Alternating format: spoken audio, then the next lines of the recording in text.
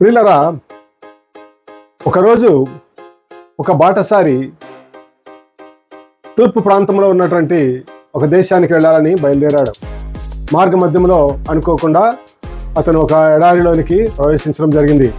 ఆ ఎడారిలో త్వరగా ఎడారిని దాటి తన ప్రాంతానికి చేరాలనుకొని బయలుదేరాడు. అయితే పోతుండగా ఎంత దూరం పోతున్నా అతను ఏమైపోతున్నాడో అతనికి అర్థం కాలేదు. పైగా ఎంత దూరం నడిచినా కానీ ఇంకా ఇంకా ఇంకా నడవాల్సి వస్తుంది. మరొక పక్క ఎండ ఎక్కువైపోయింది, తీవ్రత ఎక్కువైపోయింది, దాహం ఎక్కువైపోయింది, తన దగ్గర ఉన్నటువంటి నీళ్ళన్నీ కూడా అయిపోయినాయి.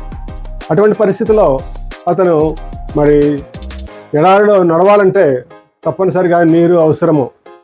కనీసం నీరు అయినా కానీ లేకుంటే నడవలేడు. అటువంటి పరిస్థితుల్లో అతను ఎక్కడైనా ఏమైనా ఇల్లు కనబడతాయేమో, చెట్లు కనబడతాయేమో, ఏదైనా మనుషులు కనబడతారేమో అని చాలా ఆశతో ఎదురు చూశాడు. కానీ ఏమి కూడా కనబడలేదు. సోలిపోయేటువంటి పరిస్థితుల్లో ఇంకా నడుస్తుండగా, ప్రార్థన చేసుకుంటుండగా ఒక దూరంలో ఒక చిన్న హట్ కనబడింది. చిన్న గుడిసె లాంటి స్థలము కనబడింది.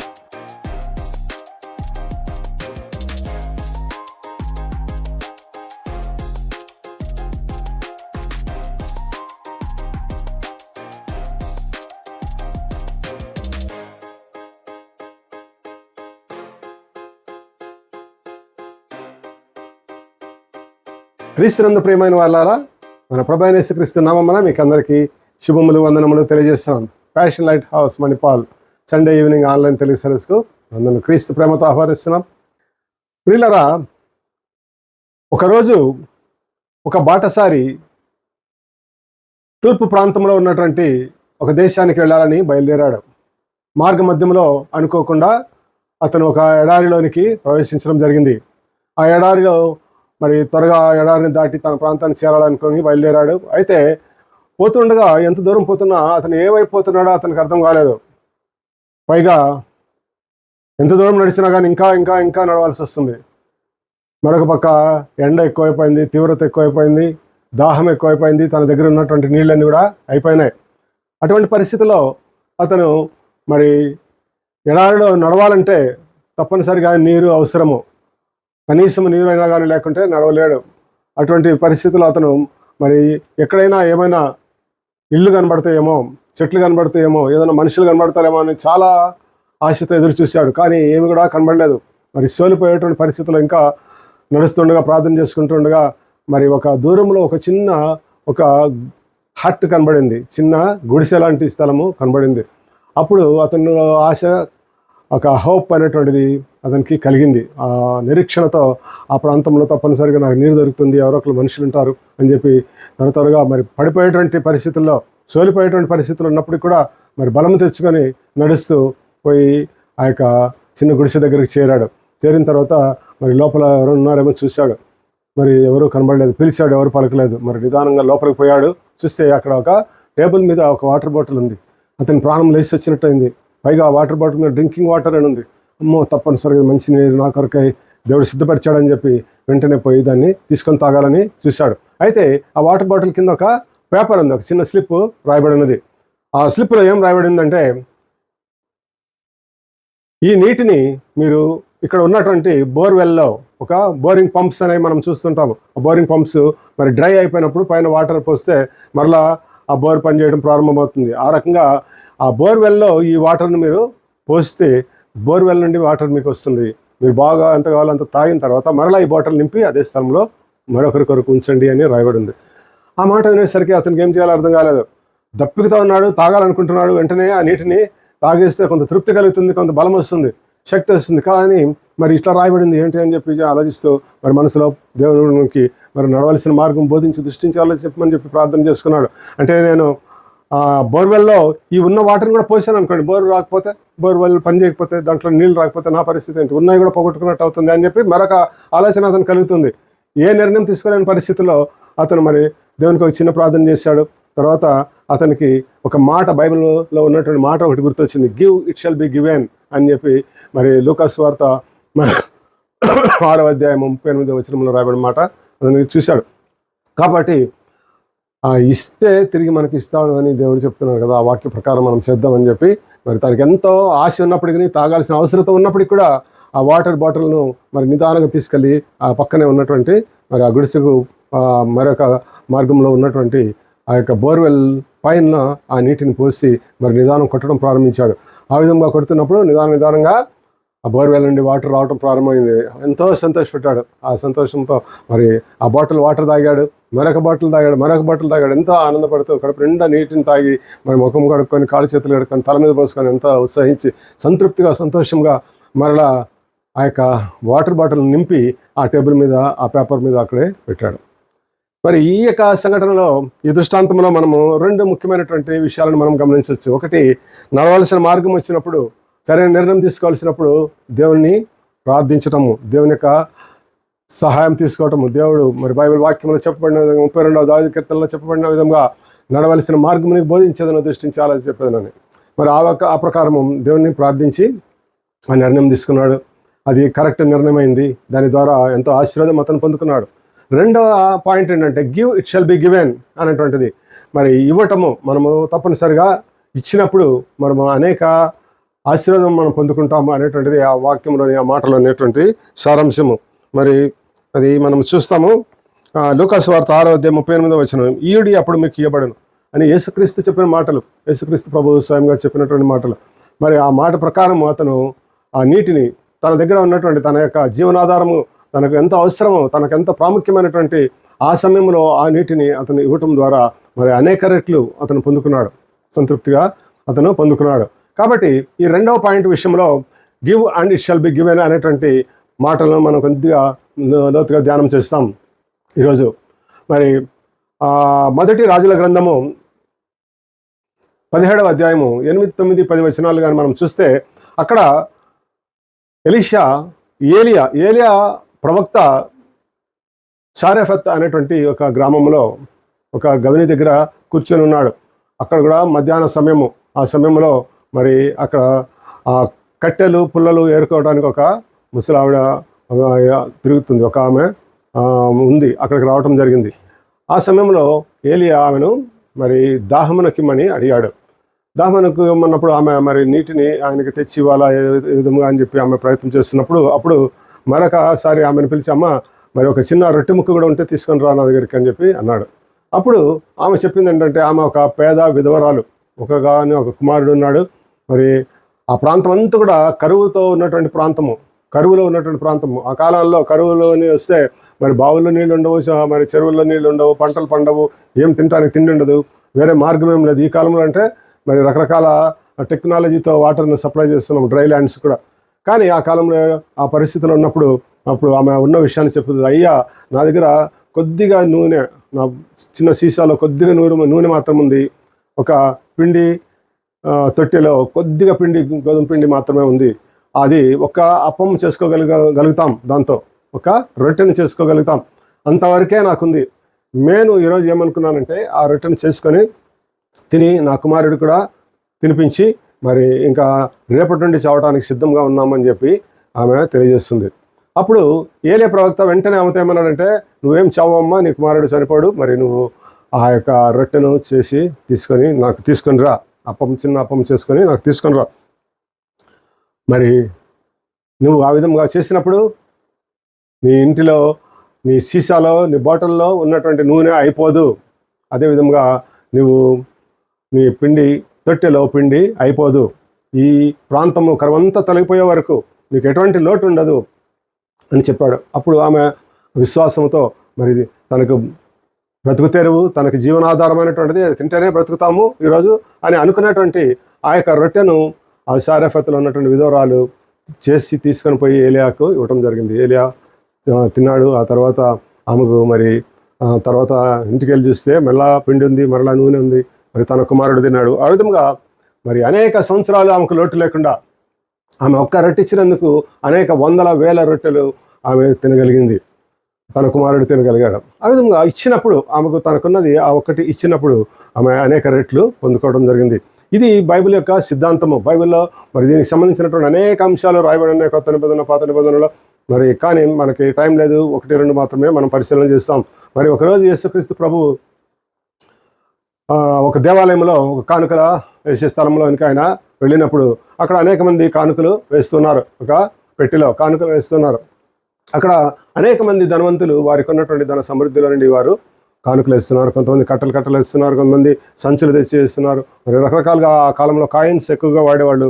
ఆ కాయిన్స్, నాణ్యాలను వాటినన్నిటిని వేస్తున్నారు. అయితే అక్కడ కూడా ఒక పేద విధవరాలు వచ్చి ఒక 2 కాసులు దాంట్లో వేసి వెళ్ళింది. యేసుక్రీస్తు ప్రభు అది చూసి మరి ఈరోజు కానుకలు వేసిన వాళ్ళందరిలోకెల్లా ఈమె ఎక్కువగా వేసింది అని చెప్పాడు. అప్పుడు అందరూ కూడా అక్కడ ఉన్న ధనవంతులు, వాళ్ళు వీళ్ళు, శాస్త్రులు, పరిసరాలు అందరూ కూడా ఎంతో ఆశ్చర్యపోయారు. ఇదేంటి, మేము ఎంత ధనం తెచ్చి దీంట్లోకి వేస్తే ఈరోజు 2 కాసులు అని చెప్తున్నాడు. 2 కాసులు వేసిన వాళ్ళు గొప్పవాళ్ళు ఎట్లా అవుతారని చెప్పి వాళ్ళు ఆశ్చర్యపోతూ చూశారు. అప్పుడు యేసుక్రీస్తు ప్రభు చెప్పాడు, మీరంతా కూడా మీకున్నటువంటి ధన సమృద్ధిలో అండి మీరు ఇచ్చారు, కానీ ఈమెకు తన లేమిలో తనకు కలిగిన సమస్తమును ఇచ్చింది. తన జీవనాధారమైనటువంటి ఆ యొక్క 2 కాసులు తెచ్చి దీంట్లోకి వేసింది, కాబట్టి ఈమె ఎంతో ధన్యురాలు అని చెప్పి ఆమెను దీవించాడు. ఆమె కూడా తర్వాత ఏ లోటు లేకుండా ఆమె జీవించగలిగింది. మరి ఇటువంటి ఆశీర్వాదములు మనం బైబిల్ గ్రంథంలో అనేకం చూస్తాం. అదేవిధంగా 5 రొట్టెలు 2 చేపల విషయం కూడా మనకు తెలుసు. మార్కు సువార్త 6:37 నుండి 47 వరకు రాయబడిన మాటలు చూస్తే, మరి యేసుక్రీస్తు ప్రభు మరి వారికి అందరికీ అక్కడగా ఆయన మాటలు వినటానికి వచ్చినటువంటి వారందరికీ, ఆయన బోధ వినటానికి వచ్చినటువంటి వారు అప్పటికే 2-3 రోజుల నుండి వింటూనే ఉన్నారు. మరి వారికి తినడానికి తిండి లేదు, వారు మరి తిరిగి వెళ్ళే మార్గంలోనే సోలిపోయి పడిపోతారు అనేటువంటి పరిస్థితులు ఉన్నప్పుడు యేసుక్రీస్తు ప్రభు చెప్పాడు, మీరు వీరందరూ ఇక్కడ భోజనం పెట్టమన్నప్పుడు శిష్యులు, మా దగ్గర ఎక్కడ భోజనం ఇంతమందికి తెచ్చిపెట్టాలంటే అనేక వేల మంది ఉన్నారు, మరి ఎన్ని వేల రూపాయలు ఎంత డబ్బు అవుతుంది, ఎక్కడి నుండి దేవాలి, ఎట్లా చేయాలా ప్రభు అన్నప్పుడు, మీ దగ్గర ఏముందో అది పెట్టండి అంటే, మరి వారి దగ్గర ఏముందో చూడండి మీరు అని చెప్పి ఆయనకి వారు చెప్పినప్పుడు వారు ఒక పిల్లవాని దగ్గర 5 రొట్టెలు 2 చేపలు ఉన్నట్టుగా కనుక్కున్నారు. మరి వాడిని అడిగి అదే ఇప్పించుకొని వాటిని తెచ్చి యేసుక్రీస్తు ప్రభుకి ఇచ్చారు. యేసుక్రీస్తు ప్రభు 5 రొట్టెలు 2 చేపలు తీసుకొని మరి పరలోకమున కళ్ళెత్తి దాన్ని ఆశీర్వదించి వారికి విరిచి పంచిపెట్టడానికి ఇచ్చినప్పుడు అందరు కూడా అక్కడ ఉన్నటువంటి అనేక వేల మంది దాన్ని తిని తృప్తి పొందారు. సుమారు 5,000 మంది పురుషులని రాయబడినది. 5,000 మంది పురుషులు, మరి స్త్రీలు ఎంతమంది ఉన్నారు, పిల్లలు ఎంతమంది ఉన్నారు. అంతేకాకుండా వీరందరూ తినగా 7 గంపలు మరి వాటిని ఎత్తడం జరిగింది, మిగిలిపోయిన ముక్కలన్నింటినీ చూస్తే.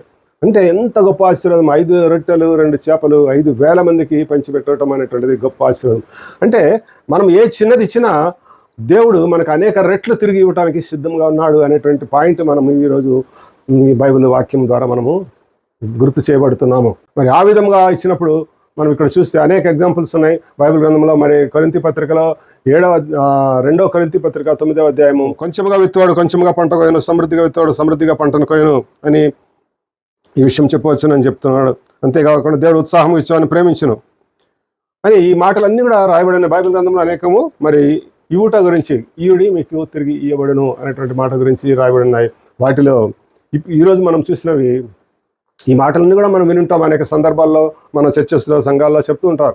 కానీ ఈరోజు ప్రత్యేకత ఏంటంటే, మరి ఇక్కడ చూసిన వారందరూ కూడా ఆ యొక్క బాటసారి ఒక సీసాను, ఒక బాటిల్ను తను త్యాగం చేశాడు. త్యాగం చేయడం అంటే తనది సొంతమేం కాదు, కానీ తనకు అవకాశం వచ్చింది, తాగే అవకాశం వచ్చింది. అయితే దాన్ని తిరిగి ఇతరులకు ఇచ్చినప్పుడు మనము కూడా పొందుకుంటామనేటువంటి దేవుని మాటను బట్టి అతను ఆ నీటిని దాంట్లో పోసి అనేక బాటిల్స్ తను పొందుకున్నాడు. ఒక్కదానిని ఇచ్చి అనేక బాటిల్స్, అంత సమృద్ధి అయిన నీటిని పొందుకున్నాడు. శారఫత్ విధురాలు 1 రొట్టెనిచ్చి అనేక రొట్టెలను ఆమె పొందుకుంది.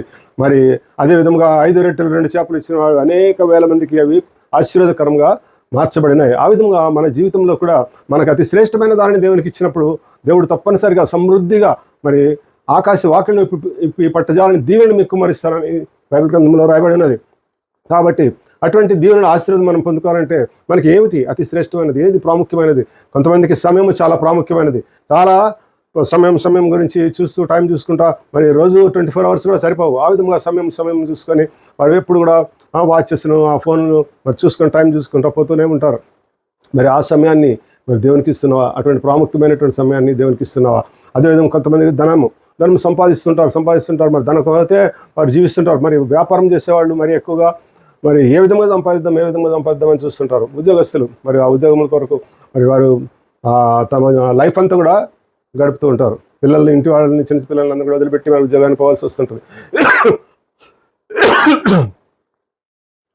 అటువంటి పరిస్థితుల్లో మరి అదేవిధంగా కొంతమంది దేవుడు మరి మత్తయి సువార్త 6వ అధ్యాయంలో మరొకసారి చోట చెప్పిన మాట ఏంటంటే, మీరు మొదట దేవుని రాజ్యం నీతిని వెతుకుడు, అప్పుడు సమస్త మీకు అనుగ్రహించబడనని చెప్పి ఉన్నాడు. అంతేకాకుండా అక్కడ రాయబడిన ఆ మాట ఏంటంటే, ఈ ఏమి తిందుమా, ఏమి తాగుదామా, ఏమి ధరించుదామా అని చెప్పి మరి రోజంతా కూడా మీరు వాటి గురించి ఎక్కువగా ఆలోచిస్తూ దేవుని కంటే వాటి మీదనే మీరు సమయాన్ని గడుపుతూ మరి వాటి కొరకే ప్రాకులాడుతున్నప్పుడు ఇటువంటి పనులు చేసేది ఎవరంటే అన్యులు చేస్తారు, మీరు కాదు.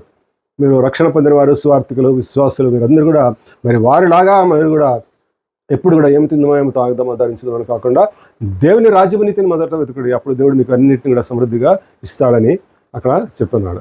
ఆ విధంగా కొంతమంది వారికి అనేక తలాంతులు ఉంటాయి. మరి కొంతమంది మ్యూజిక్ ఉంటుంది, కొంతమంది ఇన్స్ట్రుమెంటల్ మ్యూజిక్, కొంతమంది సింగింగ్, ఇటువంటి తలాంతులు ఉంటాయి. వాటన్నిటిని కూడా వాటి మీద గడుపుతూ వారి సమయాన్ని అంతటి కూడా వినియోగిస్తుంటారు. మరి మీ తలాంతులను దేవునికి ఇస్తున్నావా? దేవుని కొరకు పాట పాడుతున్నావా? దేవుని కొరకు దేవునికి మంచిగా మాట్లాడేటువంటి స్వరం ఇచ్చినప్పుడు, మంచి జ్ఞానం ఇచ్చినప్పుడు, తెలివి ఇచ్చినప్పుడు ఆ తెలివిని ఉపయోగించి మరి దేవుని వాక్యాన్ని 10 మందికి పంచిపెడుతున్నావా? మరి ఇవన్నీ కూడా ఈరోజు మరి ఈ వాక్యం ద్వారా దేవుడు మనతో మాట్లాడుతున్నటువంటి విషయాలు. కాబట్టి ఈ విషయాలన్నీ కూడా మనం గమనించుకుందాం. మరి కొద్దిగా విత్తువాడు కొద్దిగా పంటకు వస్తాడు, సమృద్ధిగా విత్తువాడు సమృద్ధిగా పంటకు వస్తాడని వ్రాయబడినది. అంతేకాకుండా దేవుడు ఉత్సాహంగా ఇచ్చేవారిని మరి దేవుడు ఎంతో ప్రేమిస్తాడని ఉంది. మరి అదే అధ్యాయంలో చివరి వచనంలో చూస్తాము, చూడండి, చేసి ముగిస్తాము. మరి 9వ అధ్యాయము 2 కొరింథీ పత్రిక 9వ అధ్యాయము 8వ వచనము. మరియు అన్నిటి యందును ఎల్లప్పుడూ మీరు సర్వ సమృద్ధి గలవారై ఉత్తమమైన ప్రతి కార్యము చేయుటకు దేవుడు మీ యెడల సమస్త విధములైన కృపలను విస్తరింప చేయగలడు. ఆమేన్. అన్నిటి యందు ఎల్లప్పుడూ సర్వ సమృద్ధిని కలిగి ఉండి, అన్నిటి యందు అంటే మరి మనం చూస్తూ ఉంటాం, మన అనే రకాలైనటువంటి ఆశీర్వాదములు, ఆర్థికమైనవి, ఆత్మీయపరమైనటువంటి, మరి ఆరోగ్యపరమైనటువంటి అన్ని రకాలైనటువంటి ఆశీర్వాదములు, సర్వ సమృద్ధిని దేవుడు ఇస్తాని అంటున్నాడు. అంతేకాకుండా అన్నిటి యందు ఎల్లప్పుడూ, అన్నిటి యందు సర్వ సమృద్ధి, ఎల్లప్పుడు కూడా సర్వ సమృద్ధి, ఇటువంటి గొప్ప ఆశీర్వాదము దేవుడు మనము ఈరోజు మన శ్రేష్టమైన దానిని మనం దేవునికి ఇచ్చినప్పుడు దేవుడు మనకి ఇస్తారని చెప్పి వాగ్దానం చేస్తున్నాడు. ఆ విధంగా మనందరినీ కూడా అన్నిటి యందు ఎల్లప్పుడూ సర్వ సమృద్ధిని కలుగజేసి మరి ప్రతి సత్కారం చేయటకు మీరు సిద్ధపడినట్టుగా మిమ్మల్ని సకల ఆశీర్వాదములతో విస్తరింపచేయను గాక. ఆమేన్. Praise the Lord. ప్రార్థన చేసుకుందాం. మహాపరిశుద్ధుడైన తండ్రి, మీ వాక్యం ద్వారా మాతో మాట్లాడినందుకే మీకు స్తోత్రం. మా యొక్క అతి శ్రేష్టమైన దానిని మరి సమయం కానీ, ధనము కానీ, మరి మా తలాంతులు కానీ మీకు ఇచ్చినప్పుడు మీరు మాకు అనేక రెట్లు తిరిగి ఇచ్చేటువంటి దేవుడు అయినా. మరి ఇక్కడ మేము చదువుకున్న వాక్య ప్రకారం అన్నిటి యందు ఎల్లప్పుడూ సర్వ సమృద్ధిని కలిగి ఉండటానికి మరి ఈ కార్యక్రమం ఉంటున్న ప్రతి బిడ్డను దీవించి ఆశీర్వదించండి. ప్రతి సత్కారం చేయడానికి తగిన విధముగా సిద్ధముగా మరి ఆ యొక్క చేయగలిగిన సామర్థ్యాన్ని మాకు ఇచ్చేటువంటి దేవుడు అయినందుకే మీకు స్తోత్రం చెల్లించున్నాం. అటు గొప్ప కృపతో మమ్మల్ని అందరూ కూడా బలపరిచి ఆశీర్వదించమని అడుగుతున్నాం. చూస్తున్న బిడ్డలు, వింటున్నటువంటి వారిని ప్రతి ఒక్కరిని దీవించి ఆశీర్వదించండి ప్రభువా. ఫ్యాషన్ లైట్ హౌస్ మినిస్ట్రీ ద్వారా జరుగుతున్నటువంటి పరిచయాలను మీరు ఆశీర్వదించండి. పాస్టర్ వికాస్ వారి కుటుంబాన్ని దీవించి ఆశీర్వదించండి. మరి ఈ కార్యక్రమం పాల్గొన్న ప్రతి బిడ్డను మీరు దీవించి ఆశీర్వదించండి. సమస్తమైన ఘనత మహిమ మీకు చెల్లిస్తూ యేసు నామమున అడుగుతున్నాం తండ్రి. ఆమేన్. Praise the Lord. God bless.